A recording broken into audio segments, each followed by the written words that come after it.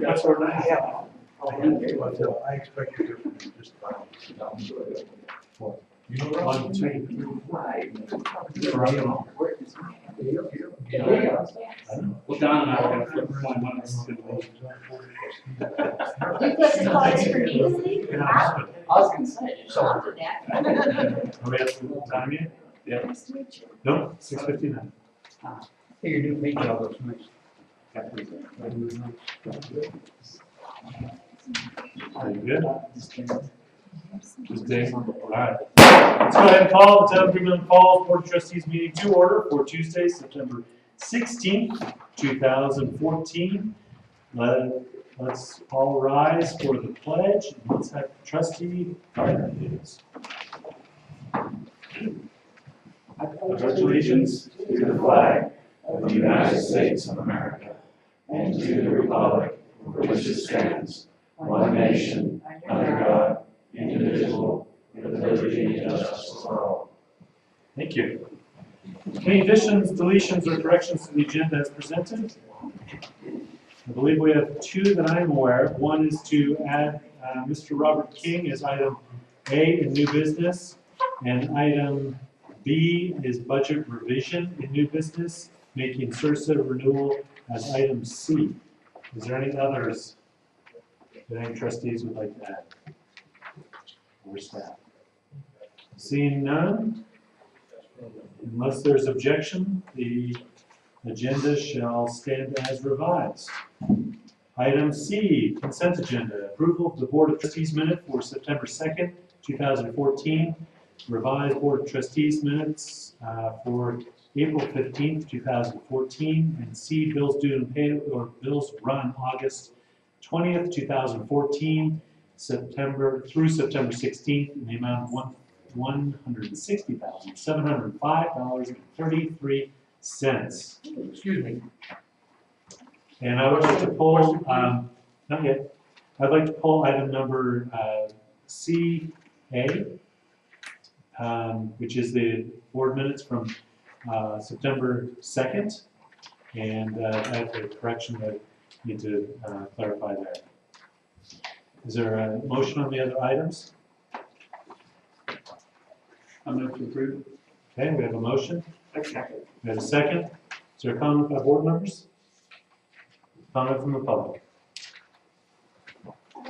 Yes, would you read the revision that was done to the April 15th minutes? Do we have the revised minutes in the packet? Okay, they are as presented in the packet.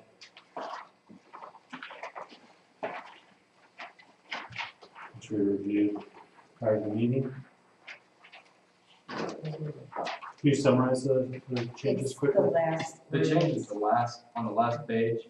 Okay. It's the last bolded paragraph that's added. Okay.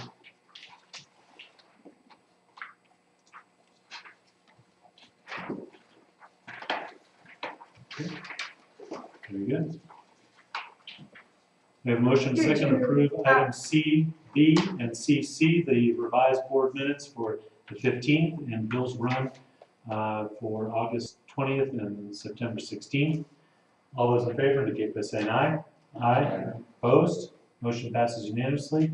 On the September 2nd minutes, I noted that the item of the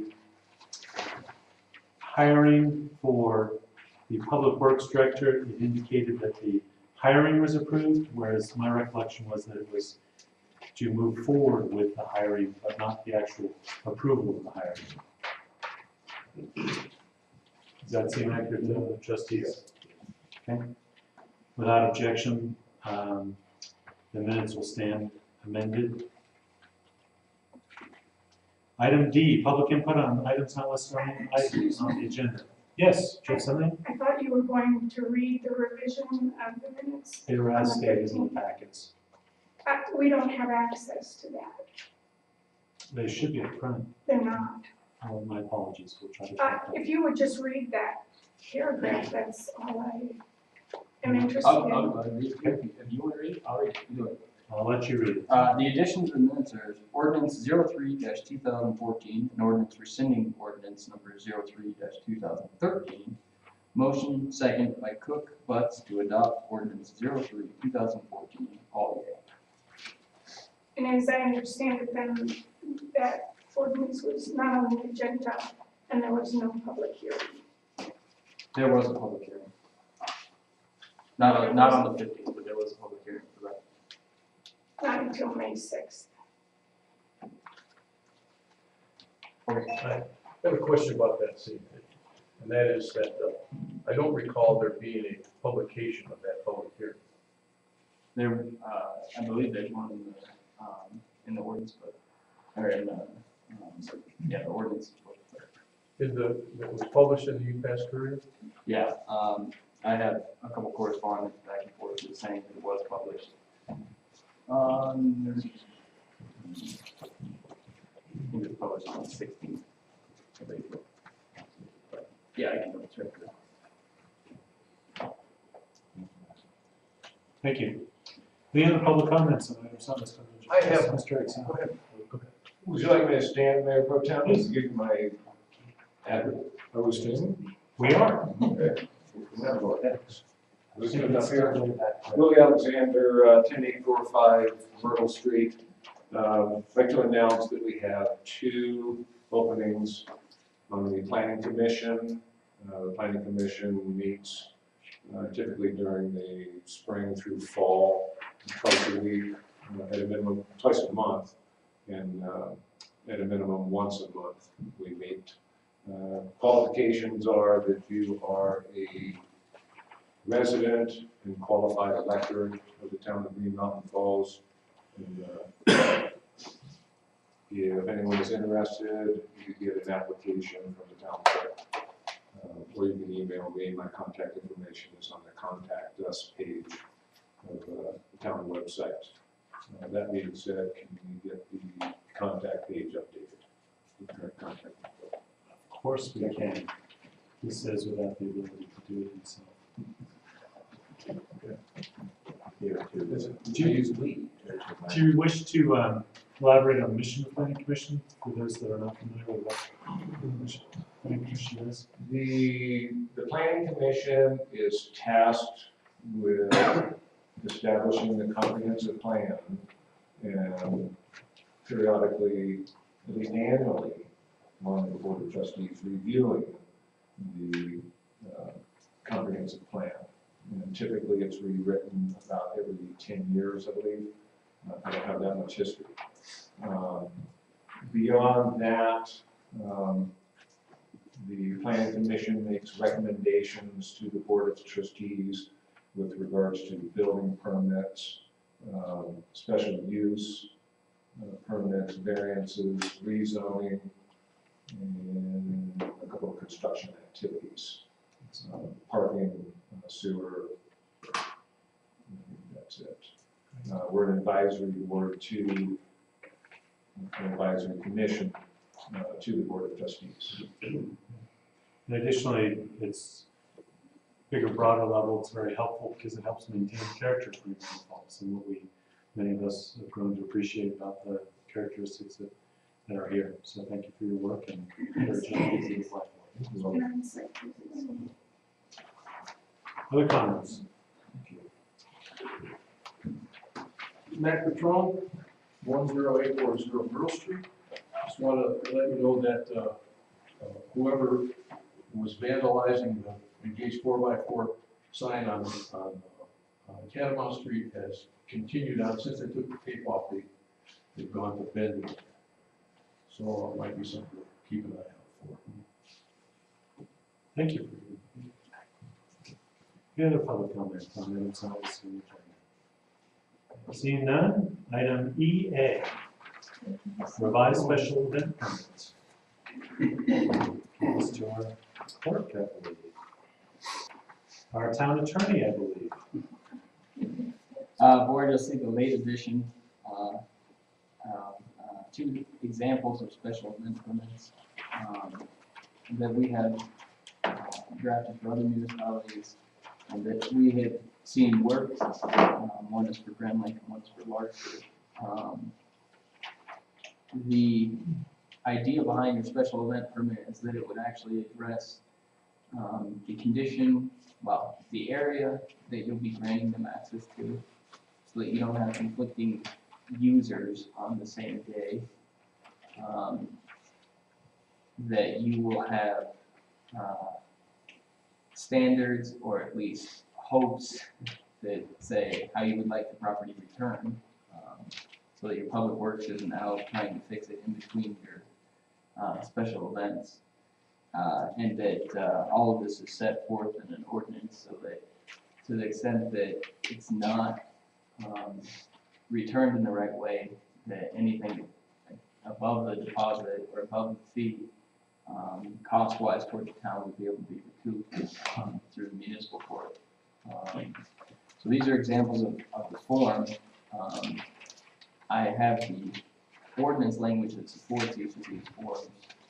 But rather than bore you with that, I think that this would be a good starting point for the trustees to dive in and say, you know, I like this, I don't like this. It's a lot easier to change than make things happen. So given this input, it's probably appropriate for us to take a look at this and then get back to you with suggestions, likes or dislikes, and then work from there. And I'll be glad to work with the board on whatever end you may like. Great. Is the, I see one copy of the Larkspurs of the Grand Lake, title 1163, special event permitting. Is that the extent of it, or is there more to it? This is the extent of the special event permit section. Okay. So it's rather short. So this might be something for us to duplicate. Yeah, and there are similar codes like that that support other municipalities. Okay. But this is the best one. This is a good starting point. So let's put that onto our agenda for next time and encourage the board members to review it. We can't discuss that. We've got Grand Lake and some information from Larkspur. Does one seem to work better than others? They're both pretty similar. Grand Lake sees a lot more special events with liquor involved, which requires the state to get involved as well. And you can all sit as the local liquor licensing agency to grant them their special event permit and their special event liquor license. So Grand Lakes is a little more controlled than Larkspur's is. So that's the reason why so much thicker, with most of this liquor. Okay. Yeah, they see more use with the liquor. I gotcha. Any other questions or comments at this time? Very good. Item EB, Team Rubicon Service Project on October 11th. And given that Mayor Worthy is sick, which I should have introduced at the beginning of this meeting, my apologies, it looks like Michael Colmaine is the last remaining person on this agenda. I'll leave it to you to present. All right, well, we met with Jonas Reynolds of Team Rubicon this past week and discussed a possible project over by the horse property here that's just in front of the bridge going back west. We've already been in contact with the caretaker, and she's been in contact with the homeowner there, and they're in favor for us to do the mitigation through there. All that needs to be done there is just to get a right of entry form filled out, which we just have to get in contact with faxing her a copy of that and getting that written approval and get that back to Jonas. They're very enthusiastic about doing that. They're talking to crew of about 40 guys, starting about 7:30 or so in the morning. All they require from us is a chipper. We're gonna rent a larger chipper because ours is not running properly, and also it's too small for what the type of stuff that they're going to be putting through that. And they also require that we just get them lunch and some drinks. On a note on that chipper, I don't know if you are aware, but the county wildland team owns one. This one's brought up, and I don't know about their availability or rental of it. But you may reach out to them and see if that is an option. So who is that? El Paso County Sheriff's Office, Okay. Wildland Fire Team. Okay. Well, if they don't, I've reserved a chipper from Vermeer already for that Friday. We go get it on Friday and have it Saturday, take it back Monday. And so that's already been taken care of. Pretty nice group of guys. They're all veterans of different branches of the military that are willing to do this and take the time to do this. They've been all over the world doing all kinds of different things, helping out projects like this. So we're really excited about that, to get that cleaned up down here and get rid of a lot of the stuff that's floated in from the last flood that we've had. Very good. Thank you for that. Any other questions? Item EC, fireworks discussion site offered for July 4th, 2015. My understanding is that the former Brockhurst Ranch / ARC property across the highway was offered as a option for us to consider. I think I don't know if there's an action item at this point, but there's discussion, so is there any discussion on that? Can I suggest, if there's no other questions from the board, Yes.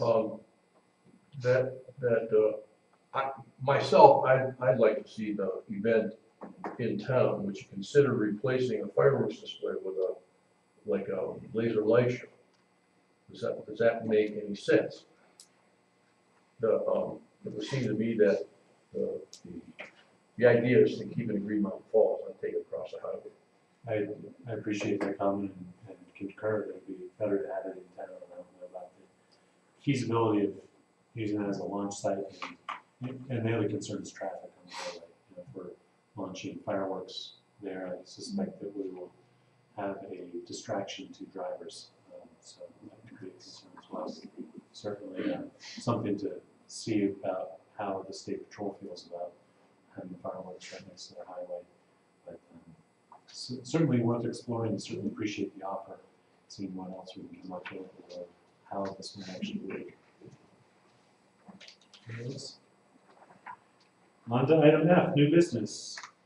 Item A is former trustee Robert King. Thank you for joining us. Oh, thank you for inviting me.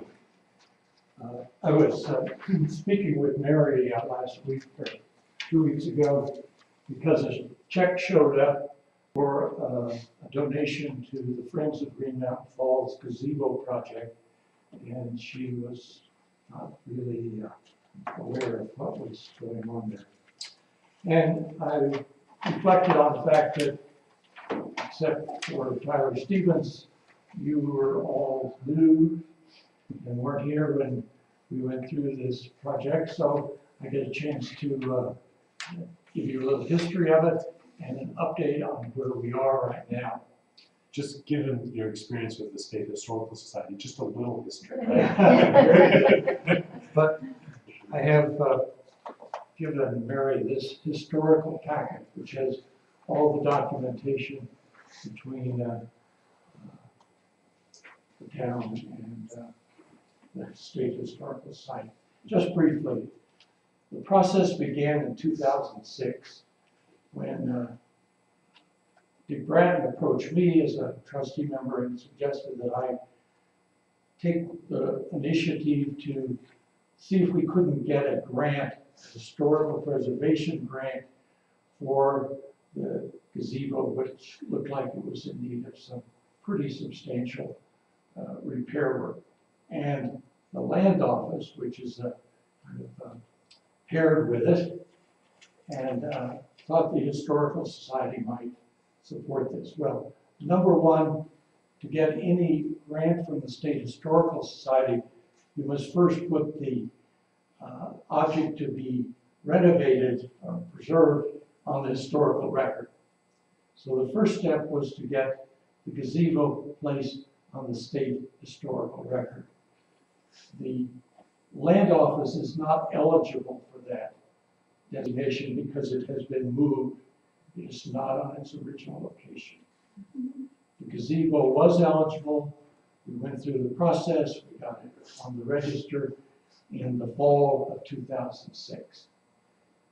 We applied for a grant from the State Historical Society for renovation. The first application was turned down. The second one was approved in the spring of 2008. It was a matching grant, which meant that we had to raise a comparable amount of money on our own. And so we set up an account in the Pikes Peak Community Foundation under Friends of Green Mountain Falls. We actually had already established such an account. Tyler's wife was one of the initiators. It was a very common arrangement for many small towns, organizations that can't afford to maintain something like this on their own. It gives 501c3 status automatically, so that means any donations go to this foundation account and therefore are tax exempt. And the town actually has no part in this. The money is managed exclusively by the foundation. So as the donations came in, I was the sort of the liaison, receiving the donations, recording them, sending them to the Pikes Peak Community Foundation. They would acknowledge them with a donor letter, and then as I had bills, I would submit them to be paid out of that account. So it was all done independently of the town, obviously with the town's full awareness and support. Quite impossible without that. The response was really heart-rending. It was really overwhelming. We had over 100 people donate. We had family foundations, trusts. The Kirkpatrick Foundation were very generous. All told, the total project cost close to $70,000, more than we thought it would when we started. That's sort of to be expected. We didn't get to use all of the grant money because, as you will find out if you ever work with the State Historical Society, they are very, very particular and tight with their money. So we actually had to refund some of the grant money that was initially approved. But the end result was we received $30,545 from the State Historical Society. And we matched that with $38,450 in donations for a total cost of $68,945. Now, other expenses came along which were not covered or included in the grant. Primarily that lovely walkway that you see under construction around the gazebo. Before this began, there was just a bare dirt path. Lovely brides in high-heeled shoes had to make their way around this rather rough ground. And it was suggested to us that a way of encouraging people to donate would be to recognize donations by the amount donated with stone pavers inscribed with names of their choosing. We limited to names. We didn't want slogans or sayings, whatever. Just names. We accepted cabin names. That was mostly their personal names.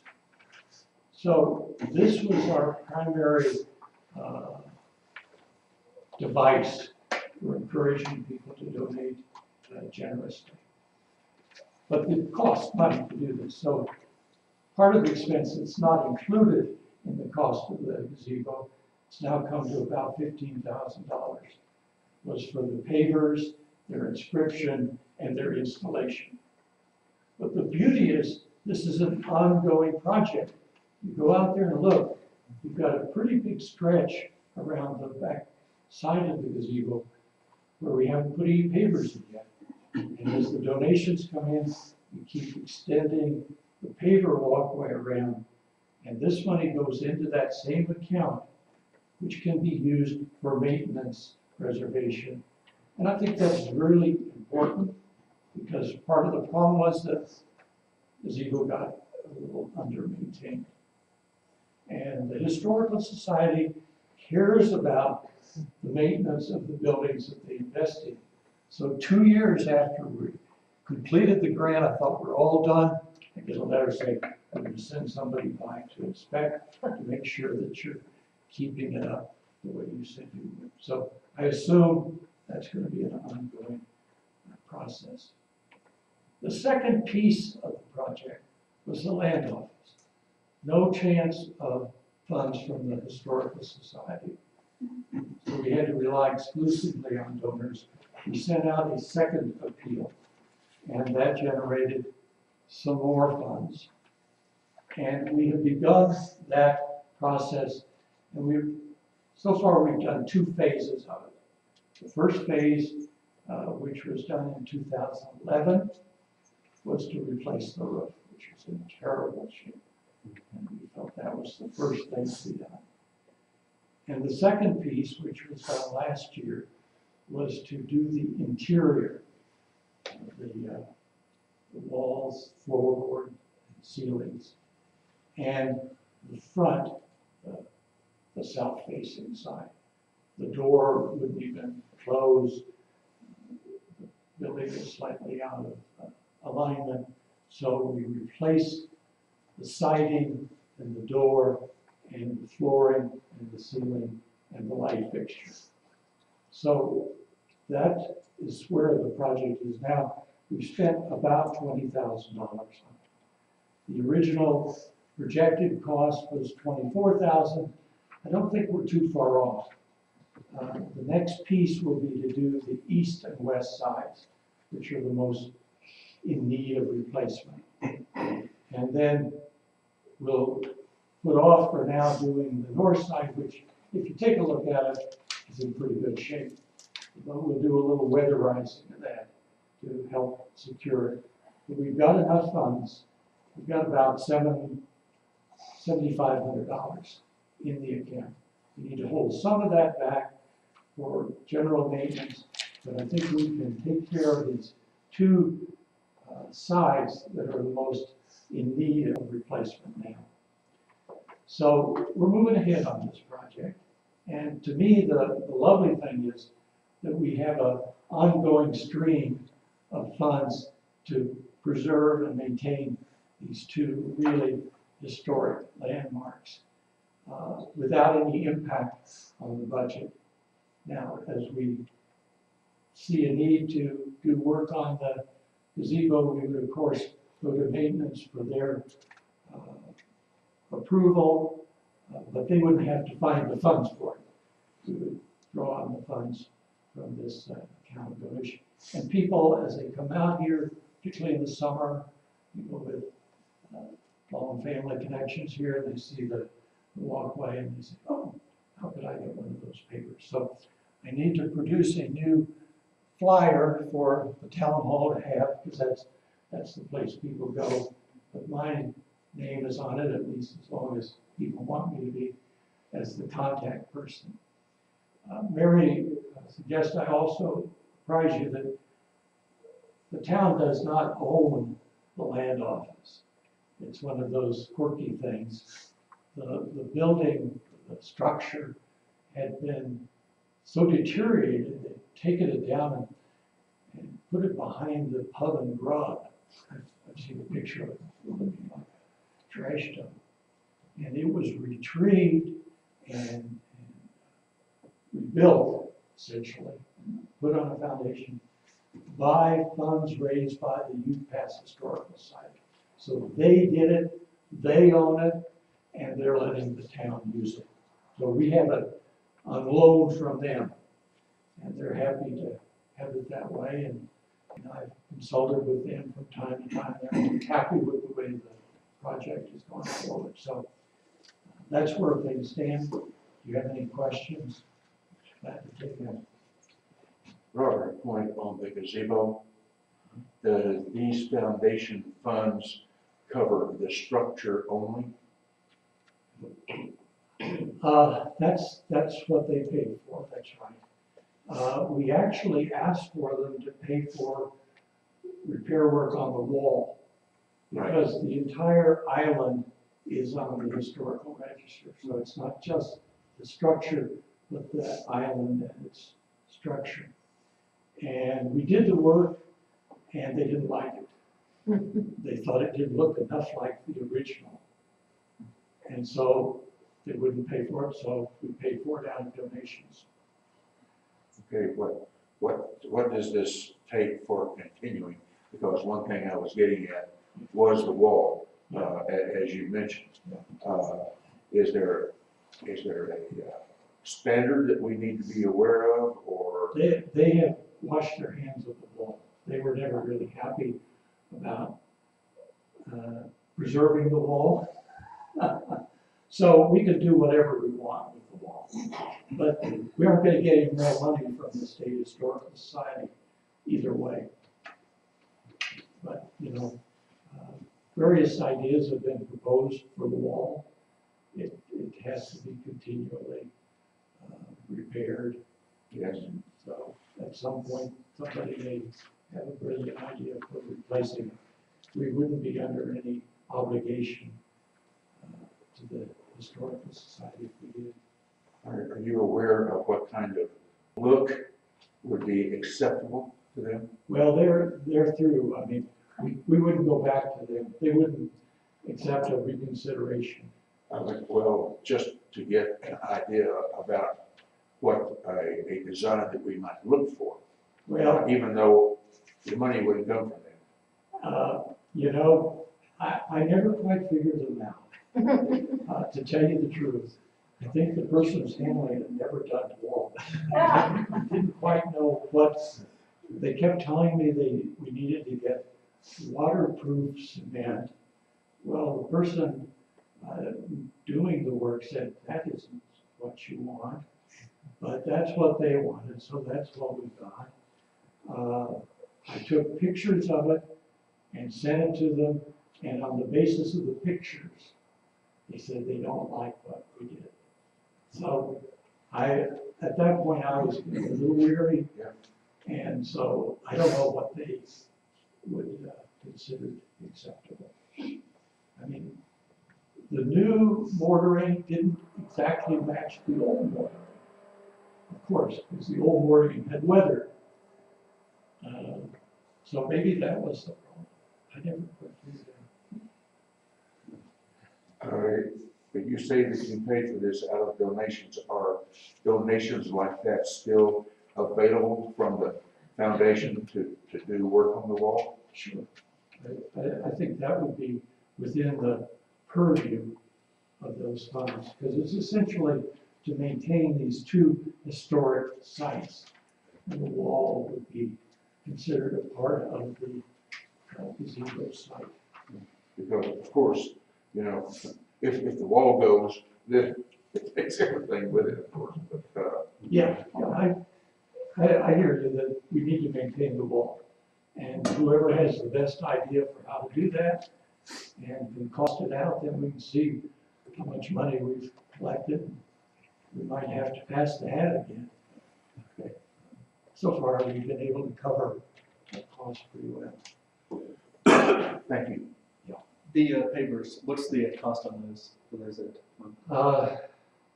The inscription for a 6x12 is $30, and a 12x12 is $40, and the stone itself, I think, I'm not sure, $10 or $15. So we're talking around $50 to just, and then you've got the installation cost. We wait until we've accumulated enough to make it worthwhile, and Tom McCormick goes out and he does all the cutting and fitting and mortaring. It's a real craftsman's work that he does. Trustee Butts, what you might be asking is what the donation is to achieve one of those? Yeah, the donation amount, $250 gets you one line on the 6x12. That's what I was looking for. $350 gets you two lines on a 6x12, and $500 gets you three lines on a 12x12. So take 50 off of that, and plus something for the installation. It's a good way of building up a reserve. And when we started, the donation requirements were lower. But at that point, we were looking for volume, and we got it. And after we got the project essentially paid for, then it seemed like for the long term, we needed to have larger donations. Of course, at that point, people could see what they were getting. Before that, people were kind of taking it on faith. Thank you.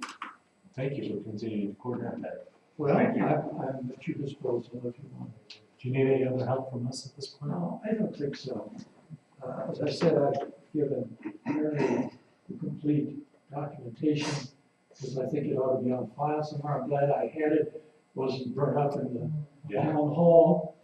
And she said she put it in the fireproof safe, so I feel good. You'll be I back, don't need to be the holder of that documentation. you'll be back on Monday to quiz her on it. It's been a fun project, a little trying at times with the preservationists, but by and large, I've really enjoyed it and appreciated this opportunity to help the town's heritage. Thank you very much. Thank you. Item B, budget revision. I've written down trustee Butts.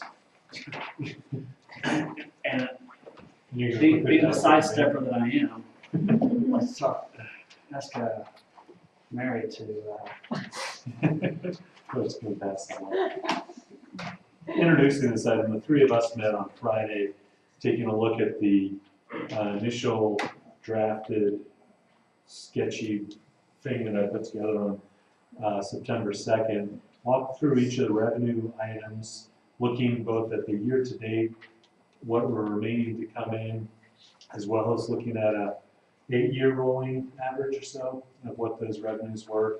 But a reasonable comfort level with what we're suggesting that we're going to receive from August to December, and came up with a drafted revised budget of $1.351,339.32 in revenues. How these columns work is we have the annual budget, which is actually not the approved annual budget, but rather the, how do I term it, the adjusted town clerk. The previous town clerk had made adjustments to that budget, but they were not approved, and so that's what we see in that annual budget. But that the actual only annual budget that we have is what was approved in December of 2013, which is way off. And so I think that approved budget is 400,000, 4 and 5, between 400,000 and 500,000. So you can see just from there to what was drafted later this spring is a huge jump. So what we're really going for is to try to figure out what's going to be expended from August through December of this year, plus what has already been expended, to come up with those revenues and expenditures. And then after we looked at the revenues, then we walked through each of the line items within admin, police / marshal, maintenance, pool, parks, and judicial. And again, did the same process of looking at year-to-date, what has remained off of that annual budget, and what we expect to actually be spent, and then came up with the final column on the right, the 2014 drafted revised budget, which is before this board for their consideration. And it's been suggested that we lean on the attorney's advice to how we best go about adopting it, but certainly maybe at this stage, pending questions or concerns with this board, we move forward with this as a working budget, and then at our next meeting, go through a resolution passage to approve these drafted budget numbers. and I'll add that, that during this, it was the three of us talking. And so giving this to Michael and giving this to Chief gives you the opportunity over the next couple of weeks to take a look at this and make your own notes and feedback, because we were taking best stabs at what we thought. We've got a pretty good idea from your chief. We kind of have an idea from the work session where you're looking. So we think we're close, but it's back to my statement 2 weeks ago. That's our approved budget twofold, I think. If we look at year to date, I mean, we are up to, the total expenditures to date is $870,000, and our approved budget is 460 something, or something. So we're way out of line and out of compliance with that. So it's, I think, very important for us as a board to recognize that we need to pass a revised budget.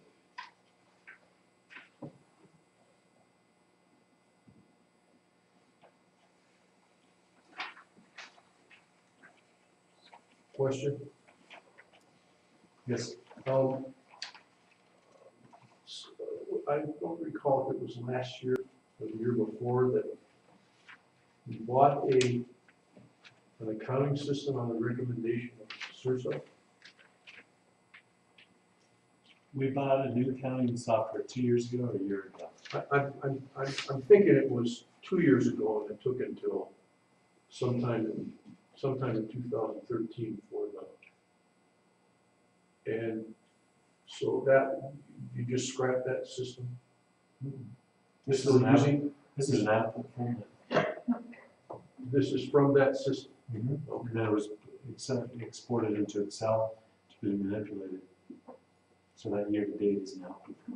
Yes. If that system was in place, and I know it was like up to date by May,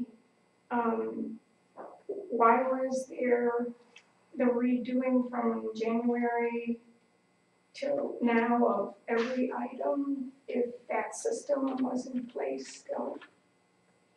The accounting software has been in place. And what we did was take a look at year-to-date actual, which took us all the way through July.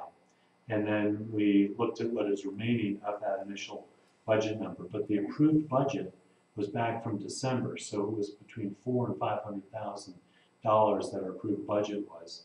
And what we're looking at here today is trying to pass a budget which is balanced within the constraints of what's already been spent, plus anticipating what will be spent to accomplish the goals that have been set forth for 2015, such as the town hall rebuild and things like that. So with that, we've come up with an estimation as to what's going to be spent from August through to December, and then come up with a drafted budget revision. Why was there a process of having to redo it? That was.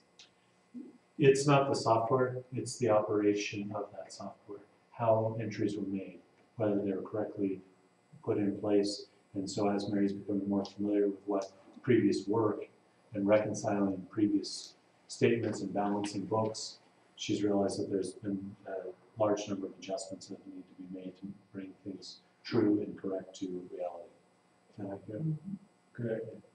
One more question.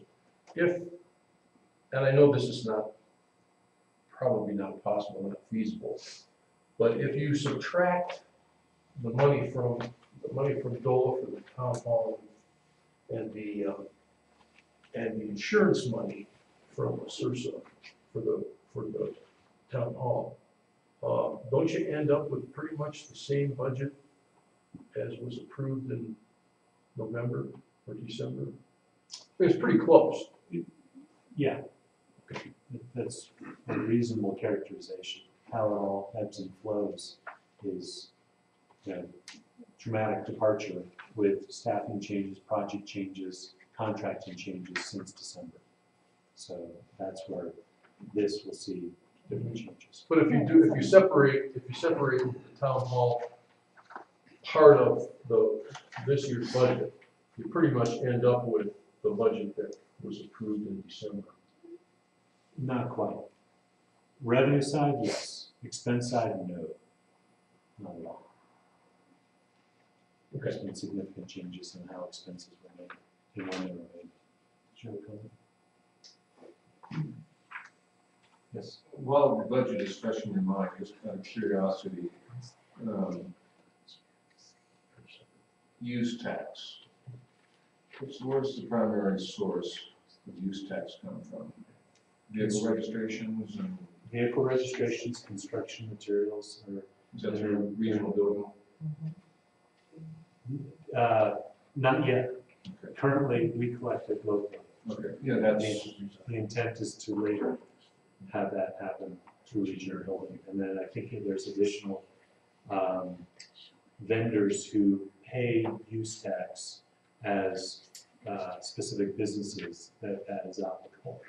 And that's about the extent of my knowledge of it, but I think that's another source. I have other questions for later. Any other questions or comments on the budget at this point? I think for the next meeting, we can look forward to having a resolution to pass this, but I think at this point it provides some guidance for us to start working towards revenues and expenditures more in line with reality. Item B, reports. I think the mayor is going to not have a report tonight.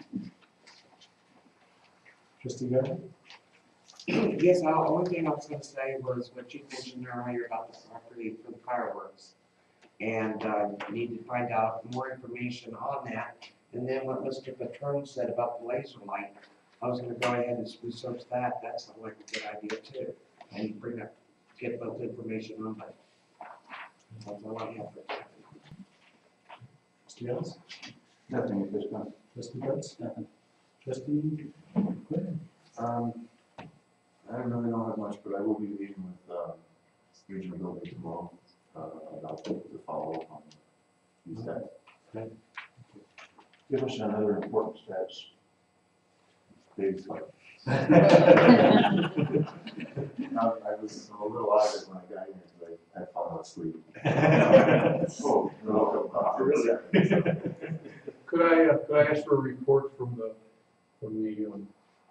Structure of Government Committee? They had a meeting this afternoon. Yes, you should have.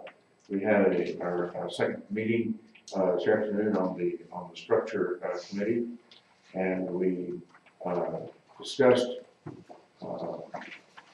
two primary topics in the meeting this afternoon, which will be reported in the minutes. Number one is we reviewed the structures that we have agreed to look at and to consider in our recommendation. These were the three structures of trustee liaison, of town administrator, and unincorporation. We'll be looking at these structures in our report. Second item that we talked about was there is a good tool that we can use to help us evaluate what these structures might be, what their pluses and minuses are, what their liabilities and assets might be. And that is through the case study. And so we have agreed and we're working with our lawyer, Matt Croft, to look at other various towns of our size throughout the state and to see what their experiences have been and try to take our information from their experiences to help us with being able to get our arms around these various structures. Thank you. That was it, right? And quickly on PPACG and RTA, PPACG, we had a presentation from CDOT talking about the cash management policy and how that's affecting our projects locally, which is positively. That's one of the sources of our funding for the I-25 and Cimarron interchange, which will be exciting to see happen. Additionally, there's announcement of an award of a Tiger grant, which is a federal FHWA project grant that El Paso County received, which will be helping Peterson Air Force Base access. So it'll be good, important support for our military sector in the region. The PPRTA is on the verge of finalizing revisions to the intergovernmental agreement, the main document between the RTA and each organization, and our attorney has reviewed a draft, and there are a few revisions yet to come, but at this point we're pretty close to this board's approval of that, and then I will go on to the RTA for approval, hoping to get that approved end of this year, I believe. So let's look forward to that. Madam Clerk. Madam Attorney. I'm actually in contact with CSU, working on getting the easement to the water line issue cleared up. It seems that they're waiting to hear back from their attorney on their suggestion that wouldn't involve necessarily direct contact with the end users. So we'll see. We'll see if that changes, but hopefully that won't be a hurdle. And, they have been at least working on it. I'm sorry, I didn't hear what you said, the water line. Yeah, there's a 2-inch water line that runs across the new town hall property. And it's not depicted on any of the plats, it's just a general description. And CSU needs an easement for that water line recorded before they'll actually give us a CO from the new town hall. I mean, somebody snuck a water line through the halls. Hard to Maybe. I was only two.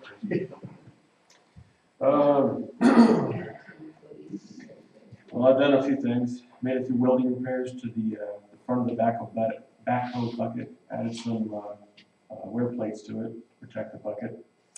I met with Roy Cheney of Manitou Springs Pool to discuss the pool winterizing. We determined that he will assist me this year to make sure that I'm setting it down properly, or have any questions or anything like that, just to make sure it's done right. And he's supposed to be coming up the next week or two, which has already been a week, so next week I think he's going to come up and help me with that. And special thanks for him for doing that, because he's helped me out quite a bit with just questions in certain parts, and then when he was here before I started to get that started. Went to regional building. I picked up the 323D John Deere skid steer that was donated to the town. It works great. I've already been using it quite a bit, and just many little projects, getting in small places and whatnot. So it's been a great acquisition for the town. Also, I've been using the loader quite a bit, and the skid steer also to repair the roads throughout the town, adding filled areas, and bringing up certain areas that need it. So we real filled, but we'll work on that. I got the GMC plow truck and sander all ready to go. Serviced the sander, serviced the plow, made sure everything's all ready to go. It's ready to go, except I'm going to be trying out some rubber cutting edges this year to see how that would work.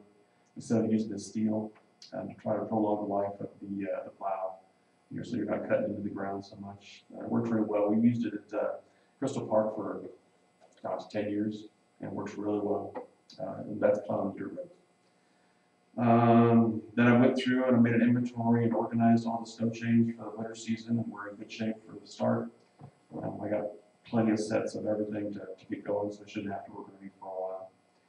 And then myself and David Cook, trustee Dave Cook, have made up the job qualifications for the part-time help that we'll be hiring soon. It's on the town website. I think it's down at the post office, and then shortly we'll be getting it in the Courier, I think is where it is, right? No? Which one?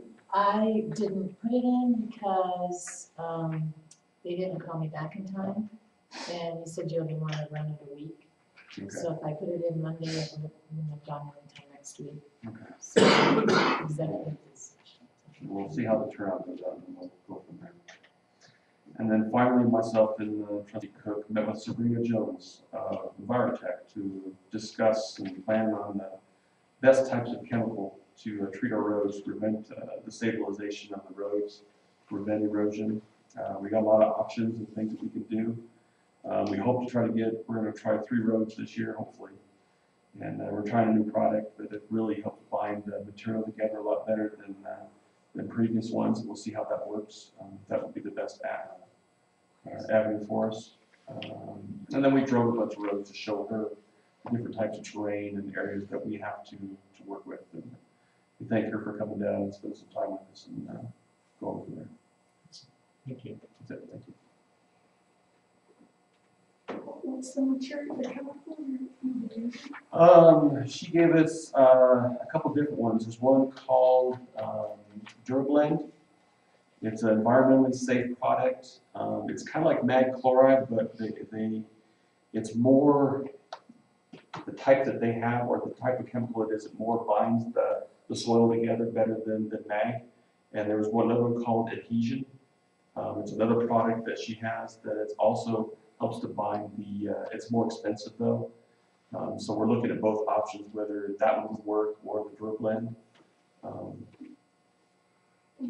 Is there a number of applications that need to go on? Well, if we do Durablend, possibly, and if we do the road correctly, and we get the type of road base that I would like to use, possibly once a year. But in it, you got to compact it, you got to, do it correctly. But maybe on like Catamount, that might be twice just because of the steepness of it to hold it together. But like once in the fall and once in the spring. But they're really favorable. The county's used it. Some of the other entities have used it, and they're really favorable towards that. And so I'm basing that off of their experience, and we'll give it a shot and see how it works. Okay, a report from Marcia Griffin. Municipal correspondence. No municipal correspondence. Executive session if needed. Not needed. Could I interject before you adjourn? Was it related to municipal correspondence? Or Yeah, in a manner of speaking. The town was honored, in a manner of speaking, by the American Public Works Association in the respect that our former Public Works Director was chosen as the Outstanding Public Works Employee of the Year for the state of Colorado in 2014. That's great. Thank you for sharing that. Seeing nothing further, we shall be adjourned. 1957.